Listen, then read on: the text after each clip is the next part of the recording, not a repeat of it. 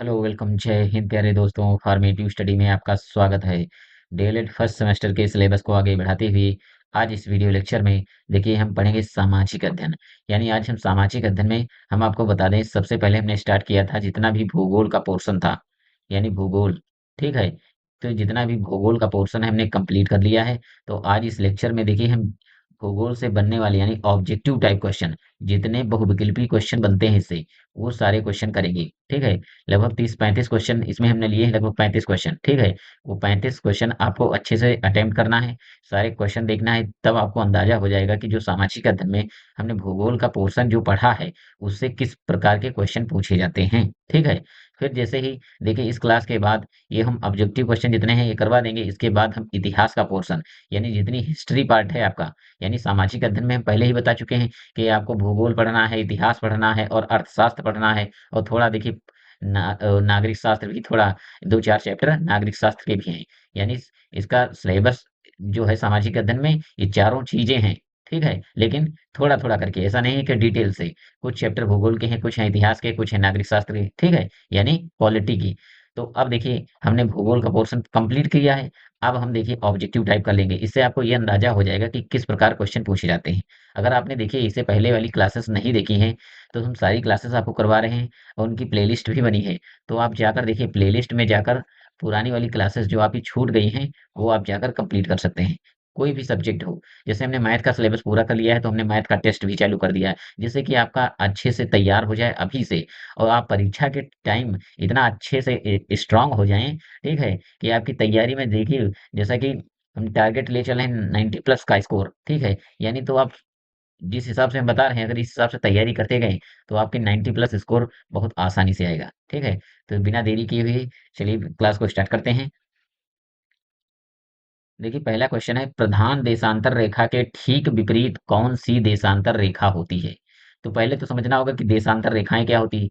देखिए इस प्रकार जो पृथ्वी पर इस प्रकार अगर जो खड़ी लाइनें बनी है, उत्तरी ध्रुव को और दक्षिणी ध्रुव को मिलाने वाली रेखाओं को क्या कहते हैं, देशांतर रेखाएं। ये सब हम कुछ देखिए जो थ्योरी वाली क्लासेस थी वो सब कुछ ये हम पढ़ चुके हैं। तो जिन लोगों ने नहीं पढ़ा वो जाकर ये क्लासेस देख सकते हैं। और इतना आसान शब्दों में और इतना अच्छे से हमने कॉन्सेप्ट बताया है कि आप एक बार अगर पढ़ लेंगे तो दोबारा आपको पढ़ने की जरूरत नहीं पड़ेगी। ठीक है, तो देखिए जो कह रहा है कि प्रधान देशांतर रेखा के ठीक विपरीत, तो ये वाली जो बीचों बीच रेखा है, इसे हम कहते हैं प्रधान देशांतर, या इसे प्राइम मेरिडियन यानी प्रधान मध्याह्न रेखा भी कहते हैं। इसे कहते हैं 0 डिग्री। और इसके विपरीत जो है इसके पीछे, उसे हम कहते हैं 180 डिग्री देशांतर। ठीक है, तो इसमें ऑप्शन होगा ए। ठीक है, चलिए अगला क्वेश्चन समझते हैं। देखिए अगला क्वेश्चन है, अक्षांश देशांतर रेखाओं का मापन किस प्रकार किया जाता है। तो देखिए डिग्री में या फीट में या घंटा में। तो देखिए अक्षांश और देशांतर रेखाओं को हम डिग्री में मापते हैं। ठीक है, अगर आपने देखिए थ्योरी वाली क्लासेस देखी होगी, अक्षांश और देशांतर रेखाओं को जब हमने पढ़ाया। ठीक है, और उसमें हमने टाइम का कैसे, देशांतर रेखाओं से हमें समय का निर्धारण हम कैसे करते हैं। अगर एक देश में मान लीजिए इंग्लैंड में अगर 12 बजे हैं, तो भारत में कितना टाइम होगा, ये सारा कुछ हम देखिए देशांतर रेखाएं जब हम पढ़ रहे थे पढ़ चुके हैं। तो देखिए अक्षांश और देशांतर रेखाओं को हम डिग्री में मापते हैं। देखिए यहाँ 3-4 क्वेश्चन में क्या है, एक ऑप्शन छूट गया है। ठीक है, तो हम 3 ही ऑप्शन से काम चलाएंगे। ठीक है, चलिए अगला क्वेश्चन देखते हैं कि सभी देशांतर रेखाओं की लंबाई होती है, यानी जो सभी देशांतर रेखाओं की लंबाई क्या है, बराबर होती है या कम होती है या घट बढ़। तो देखिए इसका जो ऑप्शन देखा जाए तो सी ऑप्शन, यानी सा ऑप्शन सही है, घट बढ़। यानी कहीं पर बढ़ी है, कहीं पर कम है, कहीं पर ज्यादा। यानी जो देशांतर रेखाएं हैं, यहाँ पर देखिए जो देशांतर, ये हमारी पृथ्वी है, और देखिए ये जो इस प्रकार देशांतर रेखाएं गुजर रही है, तो देखिए कहीं पर इनकी दूरी ज्यादा होगी और कहीं पर दूरी कम भी होगी। ठीक है, तो यहाँ पर देखिए जैसे हम यहाँ पर जब होते हैं तो देखिए दूरी काफी होती है, एक देशांतर से दूसरे देशांतर के बीच इनकी जो लंबाई है काफी ज्यादा है। लेकिन जैसे ही आप ध्रुवों के पास आते हैं, तो इनकी दूरी कम होती जाती है। इस आधार पर हम कह सकते हैं कि सभी देशांतर रेखाओं की लंबाई एक जैसी नहीं होती, यानी घटबढ़ होती है। ठीक है, अगला है क्वेश्चन, हिंद महासागर भारत के किस दिशा में है।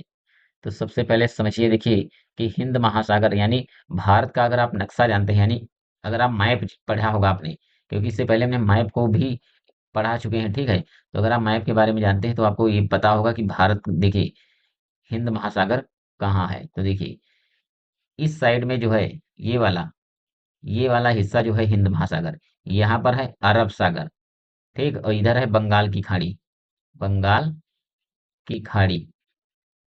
तो देखिए, जो ऊपर वाला हिस्सा है उसे हम कहते हैं उत्तर दिशा, ये वाली है पूरब दिशा, और इधर जो गुजरात और राजस्थान वाला इलाका है ये है पश्चिम दिशा। ठीक है, और नीचे वाला हिस्सा ये है दक्षिण। ठीक है, यानी तो हिंद महासागर कहाँ पड़ता है? यहाँ है अरब सागर और यहाँ है हिंद महासागर, हिंद महासागर।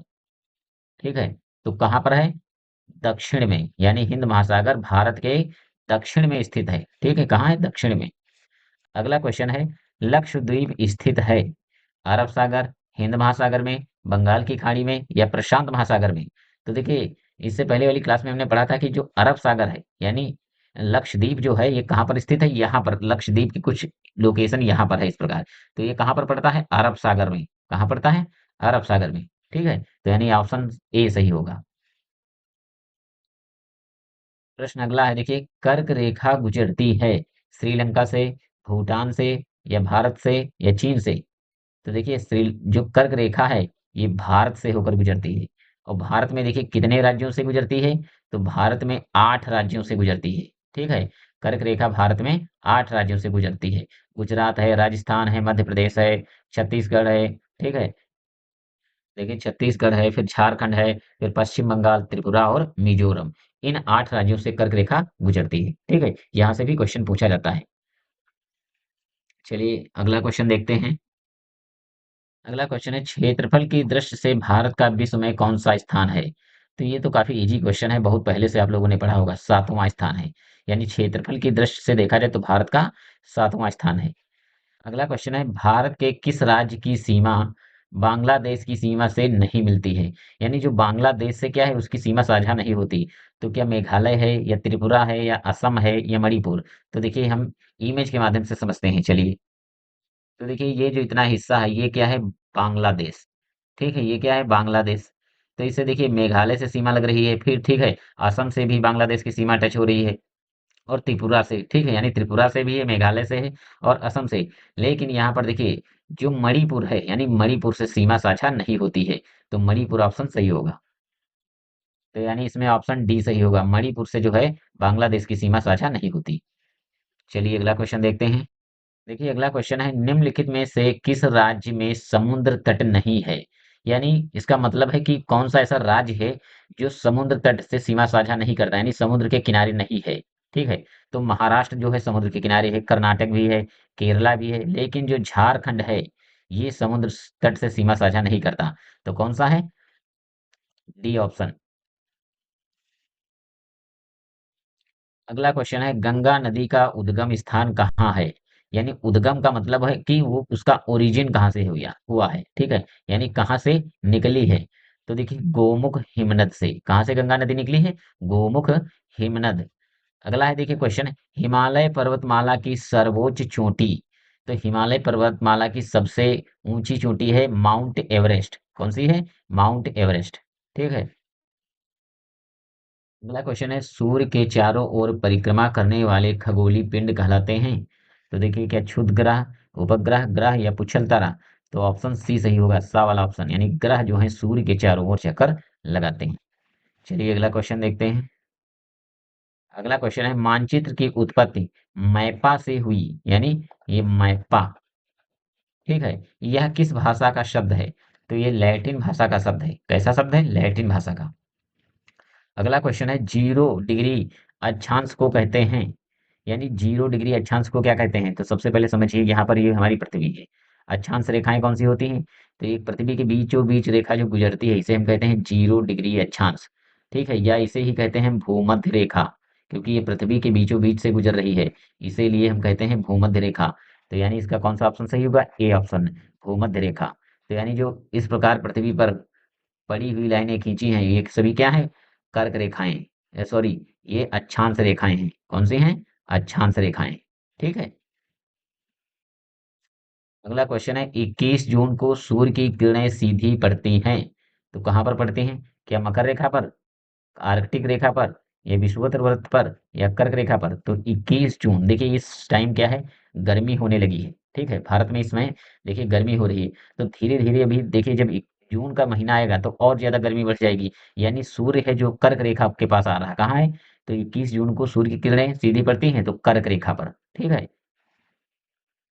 यानी देखिए जो भारत का हिस्सा ये है, ठीक है, इस प्रकार यहाँ से गुजर रही है कर्क रेखा। ठीक है, भारत के बीचों बीच से यहाँ गुजर रही कर्क रेखा। तो यानी गुजरात, राजस्थान, मध्य प्रदेश, इन राज्यों से होते हुए निकल रही है। तो यानी मान लीजिए कि यहाँ पर सूर्य की कुछ स्थिति होगी। ये धीरे धीरे बढ़ता आ रहा है, धीरे धीरे बढ़ता आएगा। और जैसे ही कर्क रेखा पर आ जाएगा, यानी ये जून के महीने में कर्क रेखा पर आ जाएगा, तब देखिए यहाँ भारत में भयंकर गर्मी होगी। ठीक है, अगला है हमारे सौरमंडल में ग्रहों की कुल संख्या है। तो ये तो बहुत ही आसान क्वेश्चन है। बी ऑप्शन, 8 ग्रह हैं। ठीक है, पुच्छल तारे बने होते हैं। तो देखिए, चट्टानों के आकाशीय पिंड से, बर्फ के आकाशीय पिंड से, या धूल के आकाशीय पिंड से, या डी ऑप्शन चट्टानों के बर्फ, धूल और गैस के आकाशीय पिंड से। तो डी ऑप्शन सही होगा, चट्टानों के बर्फ, धूल और गैसों के, यानी गैस के आकाशीय पिंड से बने हैं। अगला क्वेश्चन, एक पूर्णिमा से दूसरी पूर्णिमा तक अपनी कलाओं को पूरा करने में चंद्रमा को लगने वाला समय। तो देखिए 29 दिन 8 घंटे लगता है। ठीक है, 29 दिन 8 घंटे। ये काफी देखिए इंपॉर्टेंट क्वेश्चन है। ये सारे क्वेश्चन आपको देखिए एक जगह नोट करके रख लेना है, क्योंकि जितना भूगोल से क्वेश्चन अगर पूछा जाएगा, तो ये जितने हम क्वेश्चन बता रहे हैं इसी से कोई ना कोई क्वेश्चन आ जाता है। ठीक है, और जो अगर आपने चैप्टर वाइज अभी नहीं पढ़ा है, तो अभी काफी टाइम है, आप पढ़ सकते हैं। और देखिए प्लेलिस्ट बनी है, इसीलिए हमने प्लेलिस्ट बना दी, जिससे कि आपको ढूंढने में आसानी काफी होगी और दिक्कत भी कोई नहीं होगी। आप आराम से देखिए, एक दिन में इतनी बड़ी कोई क्लासेस भी नहीं है कि आपको ज्यादा समय लगे। आप एक दिन में दो दो क्लासेस, तीन तीन क्लासेस भी देख सकते हैं। ठीक है, चलिए अगला क्वेश्चन देखते हैं। ग्लोब प्रतिरूप होता है, यानी ग्लोब किसका प्रतिरूप है? पृथ्वी का, सूर्य का, चंद्रमा का, या तारा का? तो यानी पृथ्वी का है प्रतिरूप। ग्लोब किसका है? पृथ्वी का। अगला देखिए, ग्लोब पर दो अक्षांशों के बीच न्यूनतम दूरी होती है, यानी दो अक्षांशों के बीच की न्यूनतम दूरी। देखिए इस वाले क्वेश्चन में कुछ ऑप्शन डाउट लग रहा है। हम नेक्स्ट क्लास में इसके बारे में बताएंगे। ठीक है, इसको यहीं पर छोड़ते हैं। ठीक है, अगला क्वेश्चन देखते हैं हम। तो देखिए, सूर्य से सबसे दूर स्थित ग्रह, तो क्या यम है, नेपच्यून है, यूरेनस या जुपिटर? तो सूर्य से सबसे दूर स्थित ग्रह है नेपच्यून, बी ऑप्शन, यानी वरुण। ठीक है, अगला क्वेश्चन है, पृथ्वी पर दिन एवं रात होने का क्या कारण है? तो यानी पृथ्वी के अक्ष का झुकाव, या पृथ्वी का सूर्य के चारों ओर परिक्रमण, या पृथ्वी के सापेक्ष सूर्य की गति, या पृथ्वी का अपने अक्ष पर घूर्णन? तो डी ऑप्शन सही होगा, यानी पृथ्वी का जो घूर्णन गति होती है उसी के कारण दिन और रात होते हैं। ठीक है, और घूर्णन गति कौन सी होती है? जब पृथ्वी अपने अक्ष पर ऐसे घूमती है तो उसे हम कहते हैं घूर्णन गति। अगला क्वेश्चन है, भूमध्य रेखा पर सूर्य की किरणें कब सीधी पड़ती हैं? तो देखिए, 23 सितंबर को, 21 मार्च को, 21 जून को, या 25 दिसंबर को? तो देखिए इसमें अगर देखा जाए तो दो ऑप्शन सही है। ठीक है, जो 21 मार्च को भी भूमध्य रेखा पर सूर्य की किरणें सीधी पड़ती हैं, और फिर दोबारा 23 सितंबर को सूर्य की किरणें भूमध्य रेखा पर सीधी पड़ती हैं। ठीक है, तो यानी इसमें जो देखा जाए तो ये दोनों ऑप्शन सही है। अगला है, पृथ्वी के निकट कौन सा ग्रह स्थित है? पृथ्वी के निकट, देखिए कौन सा ऑप्शन सही होगा? शुक्र है, या बुध है, या मंगल, या बृहस्पति? तो पृथ्वी के सबसे निकट ग्रह है शुक्र, ऑप्शन ए। चलिए अगला क्वेश्चन देखते हैं। अगला क्वेश्चन है,